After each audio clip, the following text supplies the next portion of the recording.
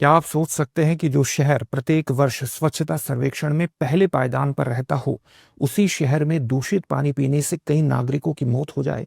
ऐसा ही कुछ हुआ है इंदौर शहर में। किस प्रकार से हुआ है, चलिए इस वीडियो के माध्यम से जानने की कोशिश करते हैं। हाल ही में जो खबरें इंदौर से आई हैं, तो इंदौर का एक इलाका है जिसको हम कहते हैं भगीरथपुरा। तो वहां पर आधिकारिक पुष्टि जो हुई है वो इस बात की हुई है कि जो सीवेज का पानी है, जो आपके मलमूत्र से संबंधित होता है, आप घरों में जो पानी इस्तेमाल करते हैं कपड़े धोने के लिए या आप अपने सिंक में इस्तेमाल करते हैं जिससे आप बर्तन धोते हैं, उसका सारा जो पानी होता है वो सीवेज लाइन से जाता है, वो सीवर लाइन से जाता है। तो जो सीवेज पानी है वो पेयजल आपूर्ति की जो पाइपलाइन है उससे मिल गया जा करके। तो इसके कारण दूषित जल हुआ, लोगों के घरों में ये दूषित जल पहुंचा और उसको इस्तेमाल करने के कारण लगभग 11 नागरिकों की मौत हो गई। सैकड़ों ऐसे नागरिक हैं जो इस दूषित जल के इस्तेमाल के कारण बीमार पड़े, अस्पतालों में भर्ती हैं और इससे प्रभावित लोगों की जनसंख्या हजारों में बताई जा रही है। क्योंकि जो भगीरथपुरा लोकेलिटी है वो एक सघन बसा हुआ इलाका है जिसकी सामान्यतः पॉपुलेशन है लगभग 15,000 की। तो इस प्रकार से ये घटना घटी है। आधिकारिक पुष्टि इस बात की हुई है कि जो सीवेज का जो पानी है वो पेयजल आपूर्ति की पाइपलाइन में गया है और इस बात की भी आधिकारिक पुष्टि हो चुकी है कि जो दूषित जल था इसमें बैक्टीरिया की उपस्थिति थी। अभी तक जो सरकार ने कदम उठाए हैं उसने प्रभावित पाइपलाइन को पृथक कर दिया है, पाइपलाइन की सफाई कर दी है, उसकी मरम्मत भी कर दी है और साथ ही प्रभावित नागरिकों को यानी जिन्होंने अपनी जान गंवाई है उनके परिवारों को 2 लाख रुपए के मुआवजे की घोषणा भी कर दी है। लेकिन इस कहानी की शुरुआत मध्य दिसंबर में ही शुरू हो गई थी, मिड दिसंबर में ही शुरू हो गई थी, जब पहली बार नागरिकों ने इस बात की शिकायत की कि उनके घरों में नल से जो पानी आ रहा है उससे दुर्गंध आ रही है, उसमें वो पीने में भी कड़वापन है उसके अंदर और उसका पानी भी बदला हुआ है, उसका रंग भी खराब है। इस बात की सूचना आ रही थी लेकिन धीरे इस पर ध्यान नहीं दिया गया। लगातार ये समस्या बढ़ती चली गई और इतनी बढ़ती चली गई कि नागरिकों को अपनी जान से हाथ धोना पड़ा है। यहां पर आपके लिए ये जानना बेहद इंपॉर्टेंट है कि दूषित जल पीने से किस तरह की गंभीर स्वास्थ्य समस्या हो सकती है, क्योंकि डब्ल्यूएचओ ने ये बात घोषित की हुई है कि दूषित जल के इस्तेमाल से, जो दूषित जल का इस्तेमाल होता है वो अपने आप में कई तरह की स्वास्थ्य समस्याओं को जन्म दे सकता है। और किस तरह की स्वास्थ्य समस्याओं को जन्म देता है उसको हम जानेंगे। उससे पहले इस बात को ध्यान में रखिएगा कि दृष्टि संस्थान ने आपकी जीएस की तैयारी को पूरी तरह से करवाने के लिए हाल ही में एक महत्वपूर्ण कोर्स लॉन्च किया है जिसका नाम है GS studio foundation live online course. ये मात्र 24,999 में मात्र 14 महीने में आपकी जीएस की तैयारी को पूरा करा देगा। इसकी खास बात यह है कि इसको करने के बाद जब आप जीएस फाउंडेशन ऑफलाइन बैच में एडमिशन लेंगे तो ये सारी फीस वहां पर एडजस्ट हो जाएगी, यानी एक तरह से ये कोर्स आपको फ्री में पढ़ने वाला है। इस फीस पर भी आप डिस्काउंट प्राप्त कर सकते हैं अगर आप मनीष कोड का इस्तेमाल करते हैं। आप इस कोर्स को लेते हुए मनीष कोड का इस्तेमाल कीजिए तो इस पर भी आपको डिस्काउंट मिल जाएगा। ये जो कोर्स है ये आपको हिंदी, इंग्लिश और इंग्लिश तीनों में ही उपलब्ध होगा। हिंदी माध्यम का बैच 5 जनवरी से प्रारंभ होने वाला है, इंग्लिश का बैच 6 जनवरी से प्रारंभ होने वाला है, इंग्लिश का बैच 7 जनवरी से प्रारंभ होने वाला है। इंग्लिश के बैच में आपको हिंदी और इंग्लिश दोनों में ही चीजें समझाई जाएंगी, लेकिन जो मटेरियल उपलब्ध होगा वो इंग्लिश में होगा। जो भी आपको पढ़ाया जाएगा वो पीडीएफ फाइल मिलेगी। नोट्स बनाने में आपको किसी तरह की कोई दिक्कत नहीं होगी। अपने आप में ये संपूर्ण पैकेज है। तो डिस्क्रिप्शन में दिए गए लिंक पर जाइए, अपने एडमिशन को सुनिश्चित कीजिए। किसी भी प्रकार का डाउट हो तो 8750187501 पर कॉल कर लीजिएगा। चलिए अपने टॉपिक की तरफ बढ़ते हैं और हमारा जो टॉपिक था वो ये था कि वस्तुतः पानी अगर दूषित जल का इस्तेमाल किया जाता है तो किस तरह की बीमारियां हो सकती हैं।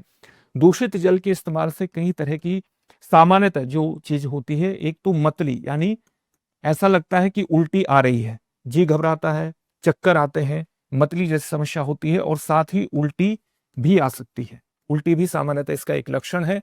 साथ ही दस्त लग सकते हैं। दस्त सामान्यतः पानी या खून दोनों के साथ लग सकते हैं अगर दूषित जल का इस्तेमाल होता है। इसके अलावा पेट में ऐंठन हो सकती है और पेट में ऐंठन के अलावा इस दर्द भी हो सकता है।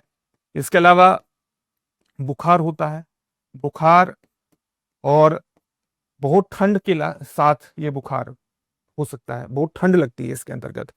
ये सामान्य लक्षण है। इसके अलावा थकान होती है, थकान बहुत ज्यादा होती है, कमजोरी महसूस होती है, निर्जलीकरण जिसको आप डिहाइड्रेशन कहते हैं वो भी इसका एक महत्वपूर्ण लक्षण है।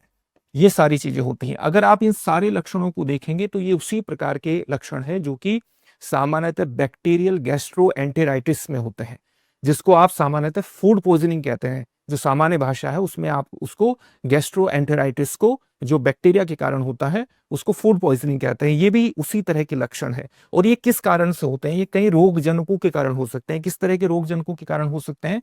जैसे ई कोलाई के कारण ये हो सकता है, सैल्मोनेला सैल्मोनेला के कारण भी ये हो सकता है, शिगेला जो रोग जनक है, शिगेला, उसके कारण भी हो सकता है। और इसके अलावा ये सामान्यतः ये जो रोग जनक है, इनके कारण इस तरह की समस्याएं होती हैं।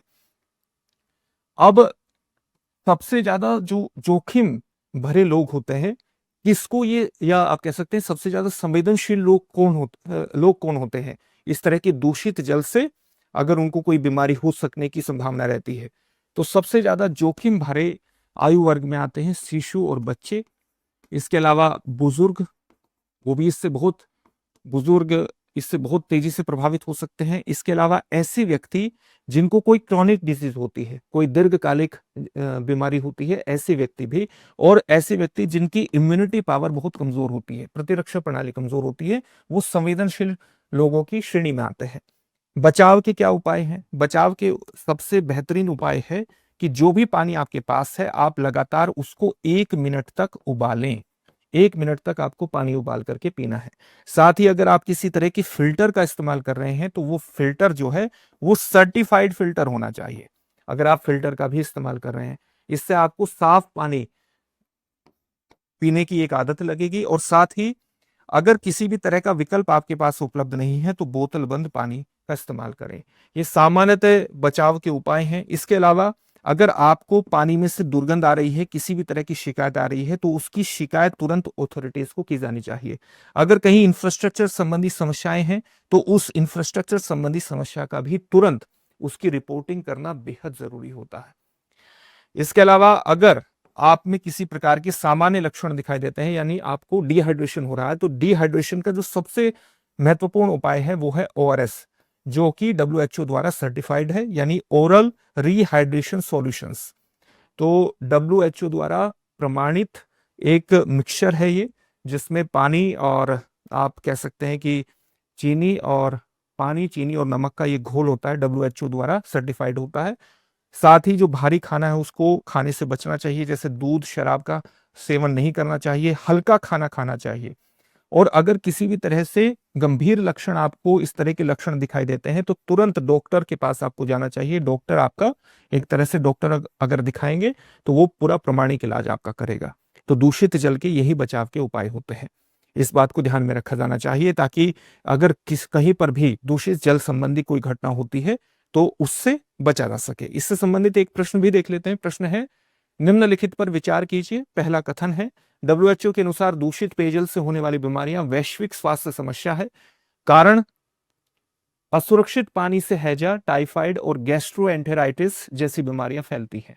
आपके सामने ऑप्शंस क्या हैं? ए और आर दोनों सत्य हैं, यानी कथन और कारण दोनों सत्य हैं, और जो कारण है वो ए की सही व्याख्या करता है। बी ऑप्शन है, ए और आर दोनों सत्य हैं लेकिन कारण ए की सही व्याख्या नहीं करता है, कथन की सही व्याख्या नहीं करता है। ऑप्शन सी है, ए सत्य है लेकिन आर असत्य है।